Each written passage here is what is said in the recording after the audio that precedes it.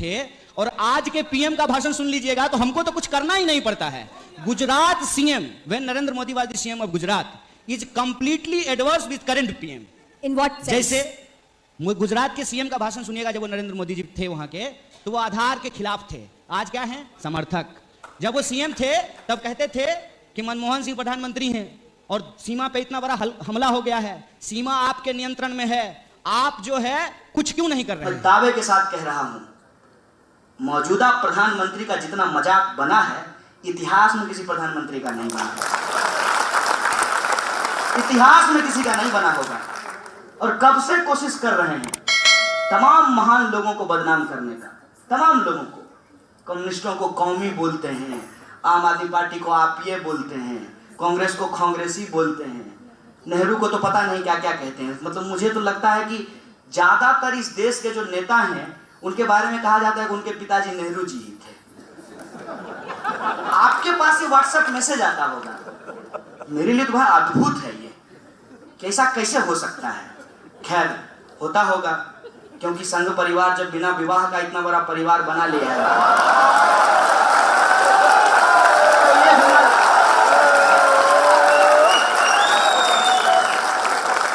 ये हुनर शायद उनको मालूम होगा, हम लोगों को नहीं मालूम है।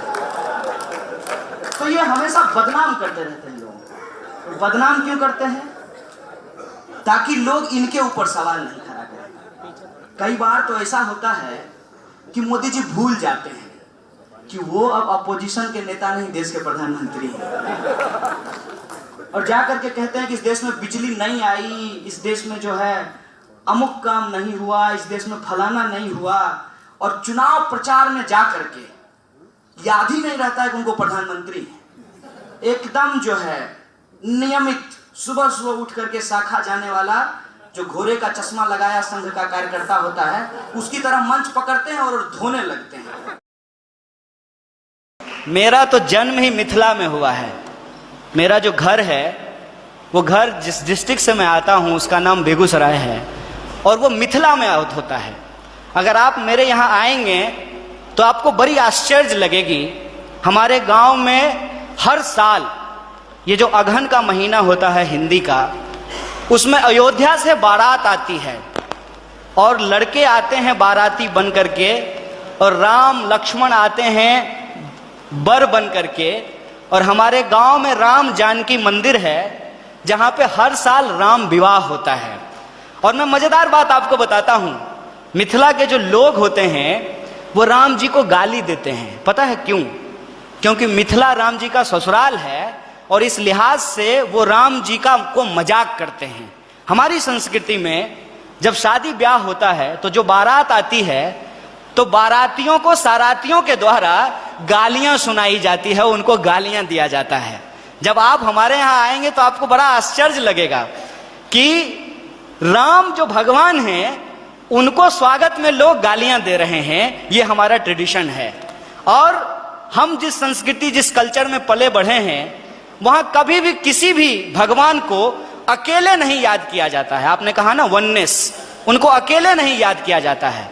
हमेशा राम को सीता के साथ और राधा को कृष्ण के साथ याद किया जाता है। ये हमारी परंपरा रही है कि हिंदुस्तान में कम से कम 300 से ज्यादा रामायण लिखे गए हैं, मोर देन 300। और मैं एक बार हिमाचल गया था। हिमाचल में त्रिलोकनाथ की मंदिर है। मैं आपको कहता हूं इस देश को घूमिए, यह देश इतना शानदार है कि आप इसकी कल्पना नहीं कर सकते हैं। और आपको कई बार अपने आप को छोटा और तुच्छ महसूस होगा कि हम कितना तुच्छ हैं इस देश के सामने। जब आप त्रिलोकनाथ मंदिर जाएंगे तो त्रिलोकनाथ मंदिर में भगवान बुद्ध की मूर्ति है, और भगवान बुद्ध की मूर्ति के ऊपर भगवान शिव का मूर्ति बनाया गया है, सर के ऊपर बनाया गया है। और उस मंदिर में पहले हिंदू साधु आते हैं जो प्रार्थना करते हैं, उसके बाद बुद्धिस्ट मोंक आते हैं जो वहां जाकर के परिक्रमा करते हैं। यह हिंदुस्तान की खासियत है।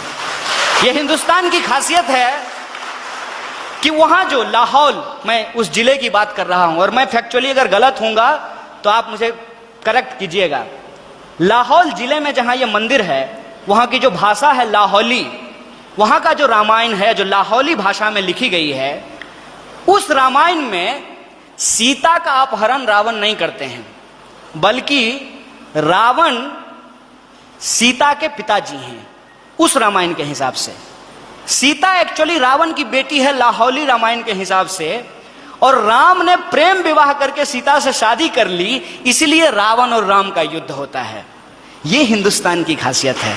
देखिए, आई डोंट नो कि आपको किसने और क्यों दिमाग में इन चीजों को डाला है, लेकिन मैं आपको कहता हूं कि इस देश में जो लोग पैदा हुए हैं उनके लिए इससे ज्यादा गौरव की बात नहीं हो सकती है। अगर आप हिमाचल जाएंगे तो आपको महसूस होगा कि आप स्विट्जरलैंड में हैं, और अगर आप मैंगलोर और गोवा के बीच पे सोएंगे तो आपको लगेगा जैसे मियामी के बीच पे लेटे हुए हैं। अगर आप इस देश के मैदानों में घूमेंगे तो आपको लगेगा कि ये अमेरिका के उस ग्रीन मैदान से भी ज्यादा बड़ा मैदान है। अगर आप दक्षिण के पठारों में घूमेंगे तो इसकी अपनी एक खास बात है। अगर आप छोटा नागपुर के पठारों में घूमेंगे तो वह खनिज संसाधनों से भरा हुआ है। मैं आपसे यही कहना चाहता हूं, आपका देश आपका है, जैसे आपकी मां आपकी है, और आप अपनी मां से यदि प्यार करते हैं तो यह आपका निजी मामला है। लेकिन जब आप रोड पे चल रहे हो, कोई आए कोई भी रंग का झंडा लेकर के और कोई भी नारा लगा करके, चाहे वो इनकलाब जिंदाबाद बोले या जय श्री राम बोले, वो नारा लगा करके, वो झंडा दिखा करके आपसे कहे कि तुम अपनी मां से प्यार करते हो, जरा करके दिखाओ, तो आपका क्या जवाब होगा? यह देश हमारा है, इस देश से हम प्यार करते हैं, और हमारे लिए, इस बात को याद कीजिएगा, हमारे